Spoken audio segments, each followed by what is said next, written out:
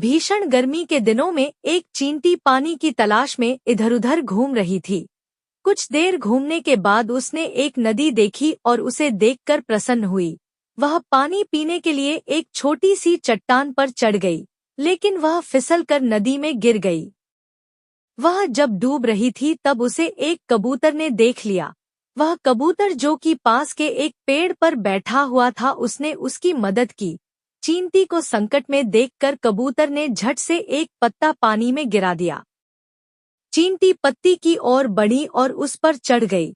फिर कबूतर ने ध्यान से पत्ते को बाहर निकाला और जमीन पर रख दिया। इस तरह चींटी की जान बच गई और वह हमेशा कबूतर की ऋणी रही। इस घटना के बाद चींटी और कबूतर अच्छे दोस्त बन गए और उनके दिन खुशी से बीते। लेकिन एक दिन जंगल में एक शिकारी आया। उसने पेड़ पर बैठे सुंदर कबूतर को देखा और अपनी बंदूक से कबूतर पर निशाना साधा। यह सब वह चींटी देख रहा था जिसे कि उस कबूतर ने बचाया था।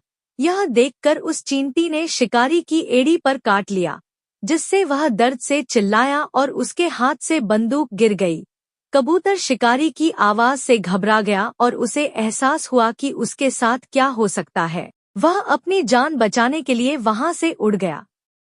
जब वह शिकारी वहां से चला गया, फिर कबूतर वहां उस चींटी के पास आया और उसकी जान बचाने के लिए उसे धन्यवाद दिया। इस तरह दोनों दोस्त विपत्ति के समय में एक दूसरे के काम आए। कहानी की सीख।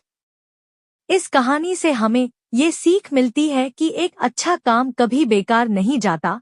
समय आने पर वो अवश्य फल देता है।